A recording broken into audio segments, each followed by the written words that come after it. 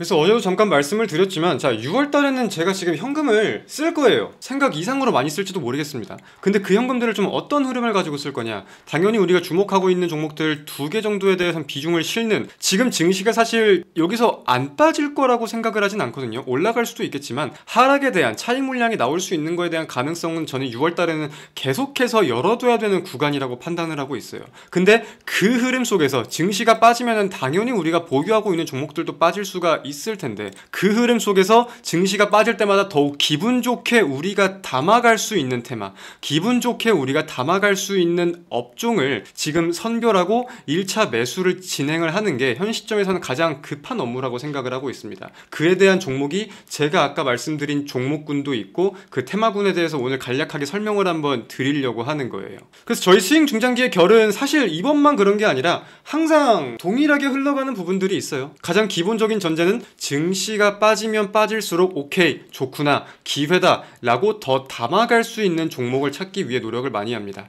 그래서 종목에 대한 내용들을 볼 때도 종목의 관점들을 많이 보겠지만, 가장 기본적인 거는 증시 하락 속 우리가 많이 담아갈 수 있는, 비중을 더 태워갈 수 있는 그런 종목을 찾는 데에 가장 혈안이 되어 있는데, 그런 흐름으로 보았을 때 저는 6월달 저희가 매집하는 종목들이 꽤나 괜찮은 결과를 낼 거라고, 당장은 좀 자부까지는 아니겠지만 기대가 되는 부분들이 꽤나 있어요. 단기 같은 경우는 지금 저희가 보유하고 있는 게 뭐 보안 있고 화장품 있고 신재생 있고 뭐 이런 식으로 해서 포트가 조금 굴러가고 있는데, 5월달 대비 순환은 좀 많이 빨라질 거라고 생각을 합니다. 5월달에는 저희가 시장의 순환을 기다리면서 낙폭이 좀 나오면은 그에 대해서 비중을 좀 키우면서 계속 좀 약간은 스윙처럼 끌고 가는 부분이 있었다고 하면은, 6월달에는 그렇게 움직이지 않으려고 해요.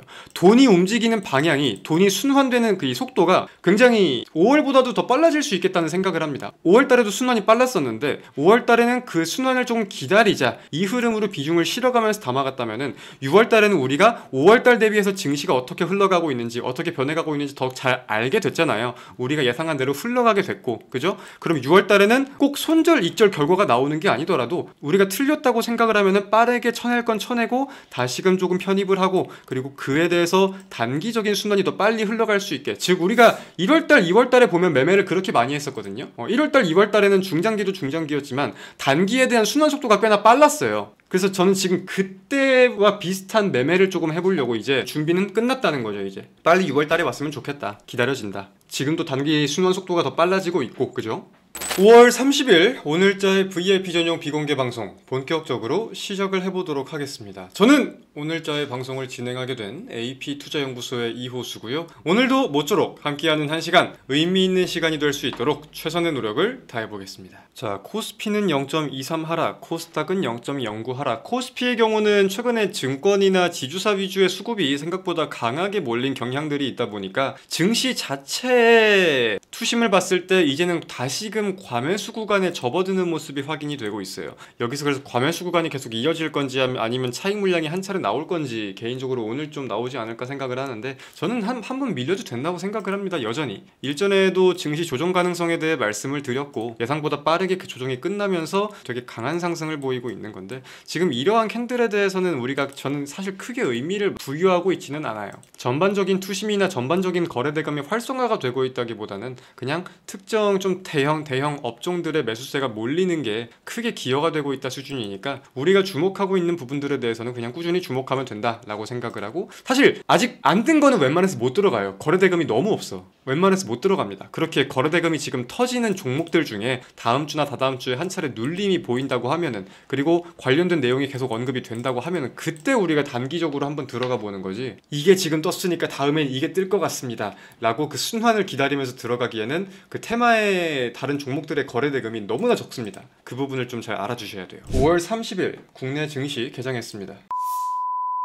21,100원 부근 매수 사인 보내드리겠습니다. 22,200원까지 잡으셔도 됩니다. 자, 그리고 보면서 오늘 좀 중요하게 말씀을 드릴 거는, 제가 이번 주 굉장히 좀 중요한 한 주이다, 증시의 움직임도 그렇고 우리의 포트폴리오도 그렇고 좀 리밸런싱이 필요한 주간이라고 생각을 하고 있다 라고 말씀을 드렸습니다. 그래서 매도가 나가는 게 현명하겠다 라고 바라보는 종목들은 매도 사인을 전송을 드렸고, 지금 단기 종목들 위주로 포트폴리오를 다시금 가꿔가면서 우리가 쌓아둔 현금을 본격적으로 조만간 쓸 것이다 라고도 이번 주에 계속 계속해서 말씀을 드렸어요. 그리고 저는 오늘부터 해서 시작을 하려고 합니다. 단기 종목은 단기 종목대로 계속 순환이 굴러가겠지만 스윙 중장기가 최근에 뭐 K스택, 성광밴드 등등 종목들이 전량 매도가 되면서 현금들이 많이 쌓여 있다고 판단을 하고 있거든요. 그래서 저희는 지금 바라보고 있는 종목군, 준비가 된 종목군이 종목이 있습니다. 지금 매수 신호를 드리는 게 아닙니다. 지금 매수 신호를 드리는 게 아니고 오늘자의 낙폭이 일단 어디까지 나올지는 차분하게 좀 보면서 말씀을 드리려고 하는데, 조금만 이따가 어떤 관점을 가진 종목인지 설명 한번 드릴게요. 제가 왜 반도체를 주목하고 반도체 안에서 왜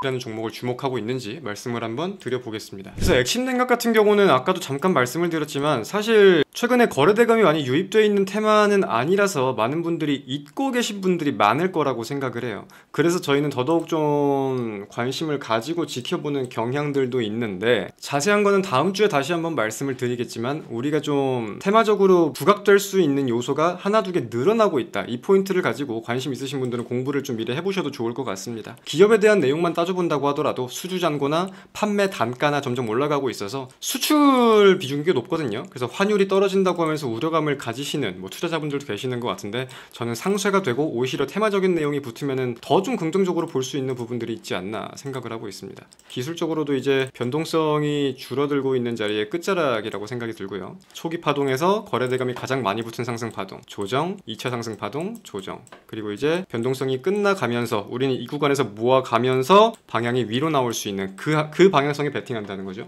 는 일단 오늘자의 흐름을 좀 지켜보고 오늘 중에 매수 신호를 전송을 드리거나, 아니면 조금 더 밀릴 가능성이 높겠다 싶으면 다음 주 월수목이죠. 월수목 중에 매수 신호를 전송 드리거나 하겠습니다. 관심 종목에 일단 넣어두시고 타점이 나올 때 바로 사인을 보내드릴 거니까 그때 바로 매수할 수 있게 지금 이제 현금과 종목명을 알고 있는 준비는 끝나 있어야 됩니다. 그래서 어제도 잠깐 말씀을 드렸지만, 자 6월달에는 제가 지금 현금을 쓸 거예요. 생각 이상으로 많이 쓸지도 모르겠습니다. 근데 그 현금들을 좀 어떤 흐름 가지고 쓸 거냐, 당연히 우리가 주목하고 있는 종목들 2개 정도에 대해서는 비중을 실는, 지금 증시가 사실 여기서 안 빠질 거라고 생각을 하진 않거든요. 올라갈 수도 있겠지만 하락에 대한 차익 물량이 나올 수 있는 거에 대한 가능성은 저는 6월달에는 계속해서 열어둬야 되는 구간이라고 판단을 하고 있어요.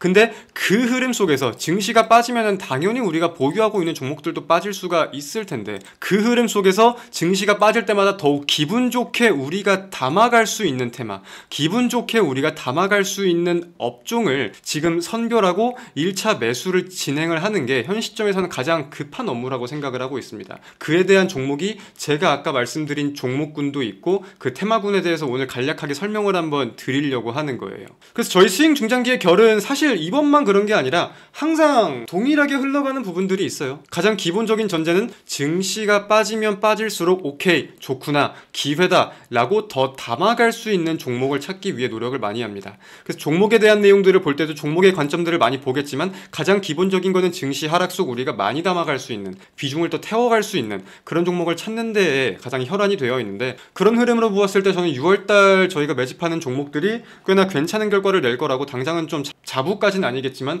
기대가 되는 부분들이 꽤나 있어요. 단기 같은 경우는 지금 저희가 보유하고 있는 게 뭐 보안 있고 화장품 있고 신재생 있고 뭐 이런 식으로 해서 포트가 조금 굴러가고 있는데, 5월달 대비 순환은 좀 많이 빨라질 거라고 생각을 합니다. 5월달에는 저희가 시장의 순환을 기다리면서 낙폭이 좀 나오면은 그에 대해서 비중을 좀 키우면서 계속 좀 약간은 스윙처럼 끌고 가는 부분이 있었다고 하면은 6월달에는 그렇게 움직이지 않으려고 해요.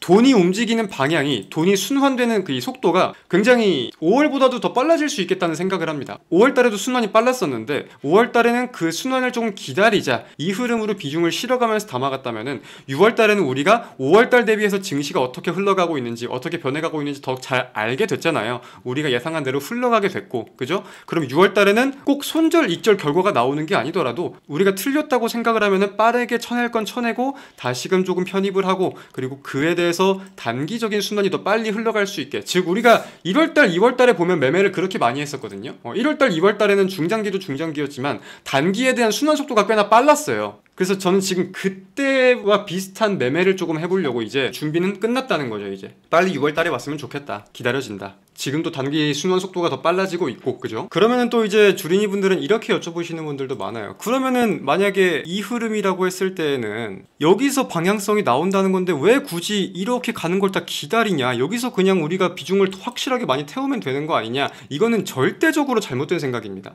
주식을 투자를 한다는 거는 돈만을 투자하는 게 아니라 시간도 함께 투자한다는 개념을 알아야 돼요. 그래서 시간을 많이 들이고 우리가 그만한 노력을 들이기 때문에 그만한 비중을 더욱 태울 수 있고 그만한 기대감을 더 가질 수가 있는 겁니다. 기술적인 흐름에 대해서 정답은 절대 없어요. 무조건 여기서 위로 쏜다는 보장? 당연히 없어요. 여기서 쏠지, 여기서 한번 눌렀다가 쏠지, 아니면 여기서 쭉 그냥 흘러가다가 아무것도 없을 때 거래대금 갑자기 팍 죽이고 모두의 관심을 줄였을 때 이때 쏠지, 그건 모르는 거란 말이에요. 그렇기에 중장기 종목들에 대해서는 너무 세부적인 타점을 잡는 게 중요한 게 아니라 큰 틀의 흐름들만 보면서 우리가 매집을 해간다는 개념을 잡는 게 중요한 거다. 이렇게 인지를 하는 게 중요합니다. 이런 것도 물론 있긴 있어요. 저희가 한화엔진을 수행 중장기로 일전에 말씀을 드리고 매매를 할 때 이거는 증시가 빠질 때마다 우리는 모아갈 거다. 조선에 대한 관점, 텀은 분명히 더 길게 올 거라고 본다 라고 말씀을 드리면서 매매했던 게 한화엔진이에요. 2월 11일 날 저희가 1차 매수를 했는데 이때 말씀을 드렸던 게 자, 빠질 때마다 우리는 이 가격에서 이만큼 더 잡고 이 가격에서 이만큼 더 잡는다 라고 말씀을 드렸어요.